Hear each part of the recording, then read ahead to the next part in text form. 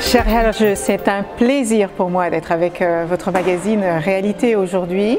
Si je devais me présenter, je dirais que je suis une femme d'Afrique, que je suis une femme d'Europe, que je suis née aux îles du Cap-Vert, mais que j'ai grandi en France, comme beaucoup de Tunisiens qui naissent dans un pays et qui grandissent dans un autre, que je suis une maman, j'ai 2 enfants, que j'ai passé les 30 dernières années de ma vie dans le monde de l'entreprise jusqu'à ce que le président de la République Emmanuel Macron et le Premier ministre Jean Castex m'appellent à rejoindre le gouvernement en 2020, où j'étais en charge de l'égalité entre les femmes et les hommes, de la diversité et de l'égalité des chances.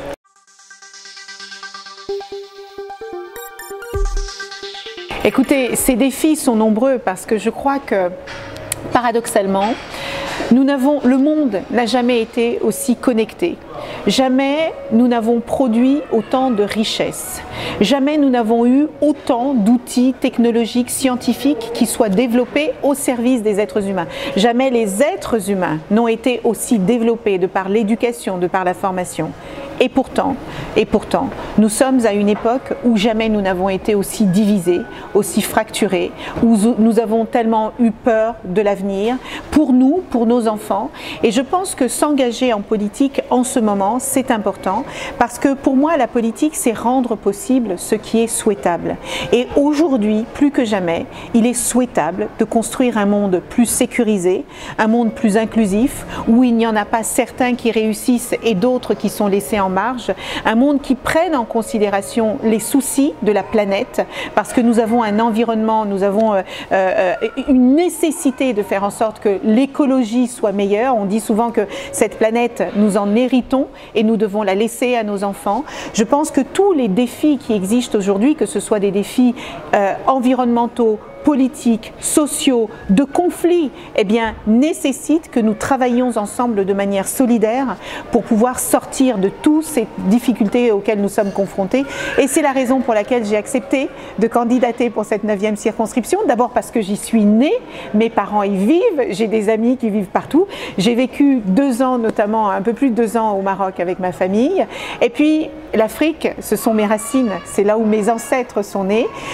J'ai travaillé plus de 15 ans avec cette circonscription et surtout, je crois que c'est les 16 pays qui composent cette 9e circonscription regroupent tous les enjeux que le président de la République Emmanuel Macron souhaite porter dans cette nouvelle page de l'histoire qu'il a envie d'écrire entre la France et les pays africains.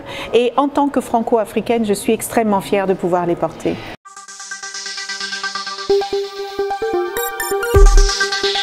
Elles sont nombreuses et vous avez raison de dire que je les connais parce que je les ai vécues. Moi, quand je suis arrivée au Maroc, par exemple, ma première préoccupation, c'était de savoir où j'allais inscrire mes enfants à l'école pour qu'ils aient accès à une bonne éducation et qu'elles préparent correctement leur avenir. Et puis, j'ai entendu beaucoup de Français et de Françaises que j'ai rencontrés dernièrement me dire que non seulement les frais de scolarité sont beaucoup trop élevés, mais certains d'entre eux sont un peu inquiets quant à la qualité de la scolarité de leurs enfants. Je veux préciser quand même que les plus de 550 établissements qui sont dans les réseaux AEFE et qui sont assez uniques, parce que la France est un pays qui offre ça à tous ses expatriés, à toutes les personnes, les familles qui vont vivre à l'étranger, eh bien ce réseau, nous devons le garder. Il est extrêmement important pour que nos enfants gardent un lien avec la culture française. Il est extrêmement important pour la francophonie. La France doit continuer de rayonner dans le monde parce qu'elle a des choses à apporter et tout cela passe par l'éducation. Le deuxième sujet, c'est la santé. On l'a vu pendant la crise sanitaire, beaucoup de familles ont été endeuillées parce qu'elles ont perdu un proche et on se rend compte que sans la santé, on n'est rien. On peut avoir les meilleures idées du monde, on peut être richissime, si on n'a pas la santé, on ne fait rien. Et cette caisse des Français de l'étranger, elle doit fonctionner. Elle ne doit pas fonctionner que pour les gens qui ont de l'argent et qui ont les moyens de la payer. Elle doit fonctionner pour toutes les personnes, tous les Français et les Françaises et les binationaux qui vivent à l'extérieur de la France. Et je crois qu'aujourd'hui, il est temps de la réformer parce que, ma foi, il y a des sujets qui ne sont pas pris en compte par cette CFE. Les prothèses auditives, par exemple. Il y a beaucoup de Français qui viennent prendre leur retraite sur le continent africain et aussi en Tunisie. Eh bien, il y a des sujets aujourd'hui qui ne sont pas bien couverts. Il y a des maladies et des pathologies qui ne sont pas bien accompagnées. Et nous devons absolument faire en sorte que nos compatriotes se sentent bien traités d'un point de vue santé. Le troisième sujet, ce sont les services consulaires. Vous ne pouvez pas imaginer le nombre de personnes qui me disent « Quand je vais au consulat aujourd'hui, je ne me sens pas français. » Parce qu'on ne me traite pas comme un Français. Parce que les services consulaires ne sont pas à la hauteur de ce qu'on est en droit d'attendre. Et moi, je trouve cela extrêmement dommage parce que les services consulaires, ce sont les liens institutionnels auxquels les Français, vers lesquels les Français doivent se tourner lorsqu'ils sont en difficulté à l'extérieur. J'ai rencontré une dame au Sénégal qui me disait « Mon mari est tombé très gravement malade et on m'a dit qu'il fallait le rapatrier en urgence et j'appelle le consulat, personne ne me répond, on ne me traite pas bien alors que j'étais seule et que j'étais désespérée. » Je pense que c'est très important, surtout quand vous êtes à l'étranger, de sentir que si vous avez un problème, quelqu'un est là pour vous aider et vous accompagner. Et qui mieux que nos conseillers consulaires ou nos fonctionnaires au sein des consulats peut faire ça. Et puis le dernier sujet, c'est le quatrième et je m'arrêterai là-dessus, je crois qu'il faut absolument dynamiser nos relations économiques. Je sais que la Tunisie a traversé des moments difficiles à la sortie de cette crise sanitaire. C'est également le cas d'autres pays dans cette circonscription. La France, le président de la République a fait tout ce qu'il a pu pour maintenir les emplois à flot, pour faire en sorte que l'économie ne tombe pas. Eh bien, il faut que les entrepreneurs qui viennent à Sousse, qui viennent à Meknès, qui viennent à Hammamet, qui viennent créer quelque chose ici, et bien quand ils créent un restaurant, quand ils ouvrent un restaurant, quand ils ouvrent un gîte, quand ils viennent transporter ici le savoir-faire français, et bien ils deviennent les ambassadeurs de la France. Et donc nous devons les aider, les accompagner, parce que leur réussite, c'est la réussite de la France.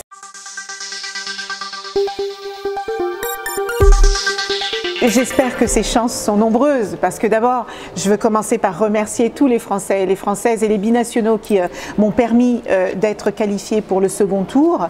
J'en suis extrêmement honorée parce que j'ai été la représentante de la majorité présidentielle, mais il y avait beaucoup d'autres candidats. Il y avait plus de 20 candidats. C'est vous dire combien on aime cette circonscription et combien elle attire.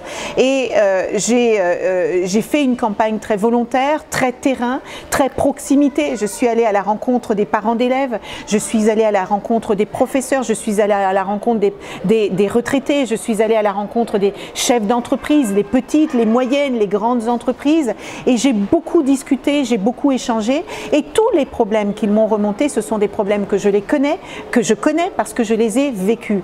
Et je veux saluer les personnes qui se sont présentées et qui ne sont pas arrivées au second tour et qui ont décidé de se rallier à ma candidature. Je pense notamment à Mehdi Redad, je pense à M. Oulkhouir, je pense à David Azoulay, je pense à toutes ces... je pense également à la candidate LR Naïma qui a décidé elle aussi de se rapprocher de moi parce que nous voulons porter des valeurs communes, parce que nous voulons défendre notre pays, nous voulons faire en sorte que la France continue de rayonner, nous voulons faire en sorte que les Français et les Françaises qui vivent à l'extérieur de la France soient traités comme un Français de l'Hexagone, parce que les Français qui vivent à l'étranger ne sont pas des Français de seconde zone. Je pense que mes chances sont là. Je respecte évidemment mon opposant, mais je crois que porter le programme du président de la République aujourd'hui, c'est important.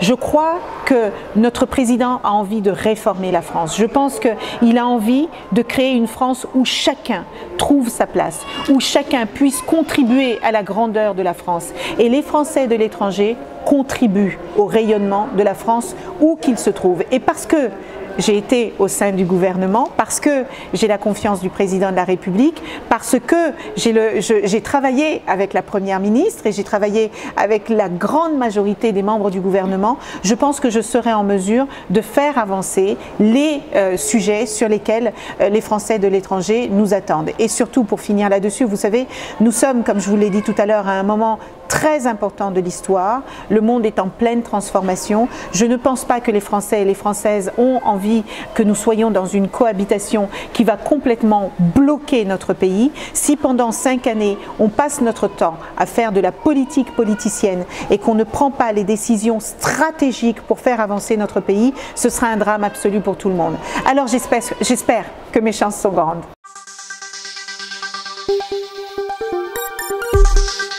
Je pense qu'il a déjà commencé à écrire cette histoire lors du dernier quinquennat. Quand il fait le travail de mémoire pour l'Algérie et pour le Rwanda, quand il restitue les œuvres d'art au Sénégal et au Bénin, quand il annonce la fin du franc CFA, quand il accueille à Montpellier 4500 personnes de la société civile, que ce soit des entrepreneurs, que ce soit des artistes, que ce soit des sportifs, pour discuter avec eux et voir comment nous devons continuer d'avancer ensemble. Eh bien, je pense que ce sont des exemples forts. Quand il réunit les pays européens et qu'il leur demande que nous travaillions ensemble sur les questions de la dette des pays africains, quand il tape du poing sur la table et qu'il dit que les pays d'Afrique doivent aussi avoir accès aux vaccins parce que contre cette crise sanitaire nous devons rester solidaires, eh bien je pense qu'il a déjà fait une grande partie. Mais il ne vous a pas échappé qu'aujourd'hui la France est beaucoup questionnée sur son passé, sur ce qui a pu arriver. Moi ce que je veux dire c'est que l'avenir il est devant nous. On ne peut pas réécrire le passé. Et l'histoire notamment entre la Tunisie et la France, elle est faite de pages sombres, mais elle est aussi faite de pages lumineuses. Il y a énormément de Tunisiens qui vivent en France, il y a beaucoup de Français qui vivent en Tunisie, il y a des jeunes Tunisiens qui partent faire leurs études en France, il y a des adultes qui vont travailler en France, il y a des Français qui viennent travailler en Tunisie. La France est le premier partenaire économique de la Tunisie. Il n'y a pas de place entre nous pour ne pas nous entendre. Il faut que nous trouvions un moyen d'avancer de manière solidaire dans un moment aussi difficile. Les enjeux sont trop graves, trop importants pour que chacun réussisse de son côté. Puisque nous partageons des défis communs, eh bien nous devons les adresser ensemble.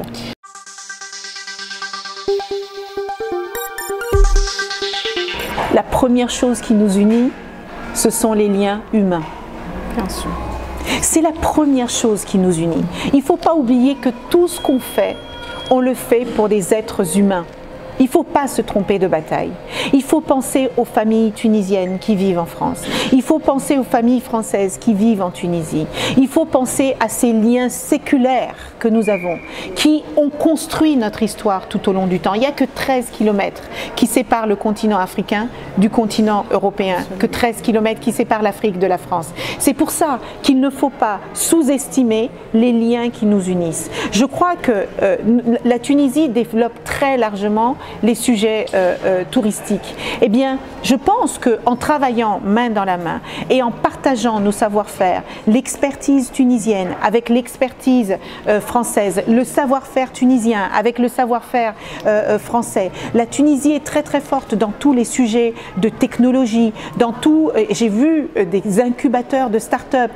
Donc, je pense que nous avons beaucoup à nous apporter économiquement, je pense que nous avons beaucoup à nous apporter culturellement, et plutôt que de regarder ce qui nous sépare et ce qui nous divise, regardons ce qui nous rassemble et ce que nous pouvons continuer de construire ensemble.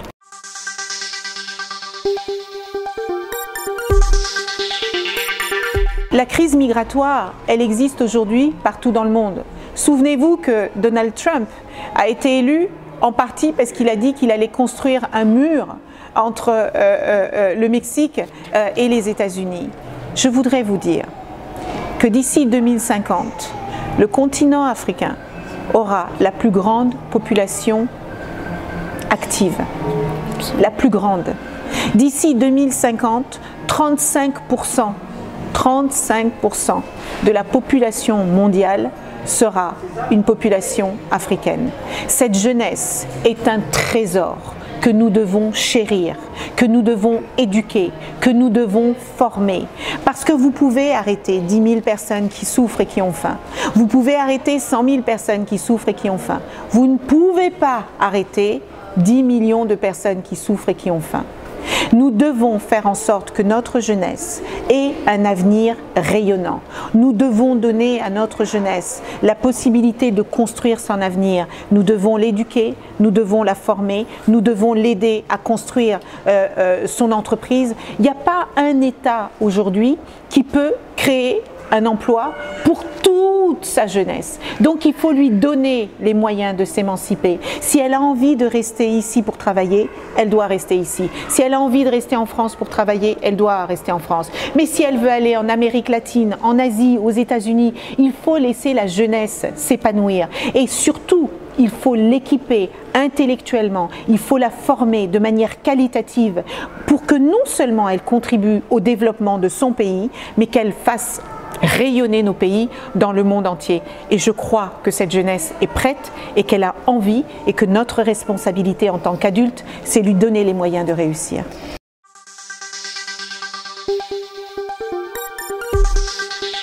Elle est extrêmement importante et précieuse.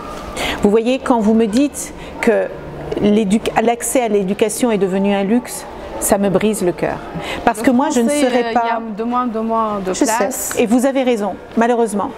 Mais la bonne nouvelle, c'est que le président de la République, Emmanuel Macron, a décidé de doubler le nombre de personnes qui apprennent le français d'ici 2030. Qu'est-ce que ça veut dire? Ça veut dire que l'État français va mettre plus de moyens pour que nous ayons davantage d'écoles, que nous ayons davantage de professeurs et que la francophonie rayonne davantage.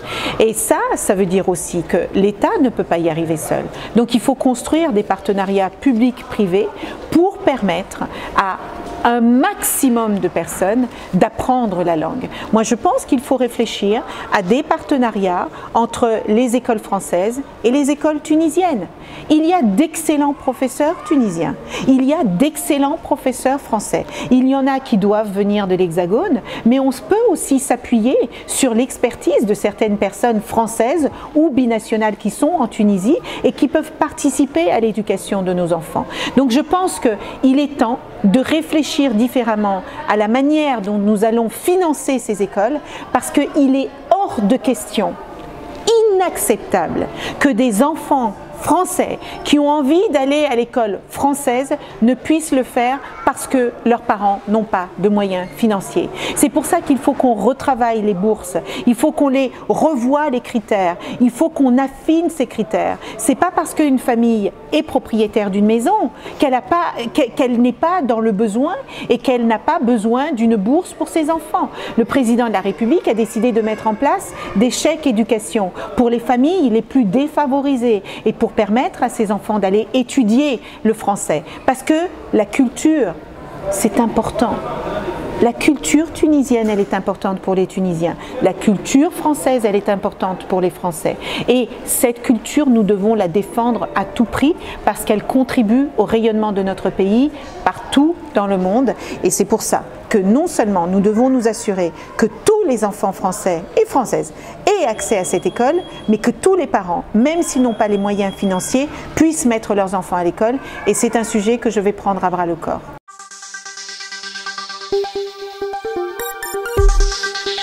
C'est une question qui m'a beaucoup été posée ces dernières semaines quand j'ai rencontré les Français et les Françaises et dans beaucoup de pays. Et je veux dire combien j'ai ressenti de la peine, de la tristesse, de la colère et parfois de l'humiliation auprès de certaines personnes qui avaient l'habitude de recevoir un visa pour 3 mois, pour 6 mois, pour 5 ans. Il y a des professeurs, des médecins qui ont été refusés. Il y a des professeurs qui n'ont pas pu se déplacer pour des conférences. Il y a des parents qui n'ont pas pu aller voir leurs enfants. Il y a des familles, il y a des époux et des épouses qui n'ont pas pu avoir les visas pour que rejoindre. Ça n'est pas normal. Ne pas aller à un mariage, ne pas aller à un anniversaire parce qu'on ne reçoit pas le visa, ça n'est pas normal. Ne pas assister à un colloque parce qu'on est médecin, parce qu'on est enseignant, ça n'est pas normal. Il y a des entrepreneurs qui ont perdu des opportunités d'affaires parce qu'elles n'ont pas pu, ils n'ont pas pu se déplacer. Ça n'est pas normal. Et même si je comprends, parce que vous savez, nos pays signent des accords bilatéraux. La Tunisie a le choix d'accueillir sur son sol les personnes qu'elle souhaite et de garder sur son territoire les personnes qu'elle souhaite. La France a aussi le choix d'accueillir sur son territoire les personnes qu'elle souhaite et d'accueillir sur son territoire les personnes qu'elle veut garder. Et il faut respecter cette souveraineté parce qu'elle est importante. Mais il faut faire attention parce que nos liens sont précieux. Et je vous parlais tout à l'heure de nos liens humains. Il ne faut pas blesser les gens. Il ne faut pas qu'ils se sentent humiliés. Et je pense qu'il est important, et c'est pour ça d'ailleurs que j'ai décidé de lancer une commission d'enquête parlementaire, si jamais je suis élue députée de cette 9e circonscription, pour clarifier ce qui s'est passé dans cette décision, ce qui a bien fonctionné, ce qui n'a pas bien fonctionné. Je veux relancer le dialogue là-dessus. Je rappelle quand même que le Premier ministre s'était déplacé ici parce que je crois que le dialogue est important. Le ministre de l'Intérieur s'était aussi déplacé parce que nos relations avec la Tunisie sont extrêmement fortes, elles sont extrêmement importantes. Je ne peux pas imaginer une seule seconde qu'on ne trouve pas de solution qui puisse apaiser les relations autour des visas et nous allons y travailler ensemble.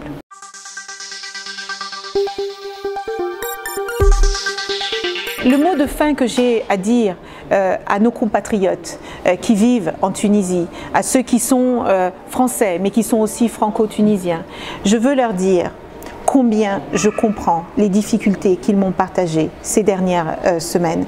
Je veux leur dire que ce soit l'éducation, que ce soit la santé, que ce soit les services consulaires, que ce soit la santé, que tous ces sujets-là, je les comprends parce que je les ai vécus. Je suis une Africaine et je suis une Française. Je sais combien la France peut être forte. Je sais combien elle ne peut pas oublier ses enfants où qu'ils se trouvent.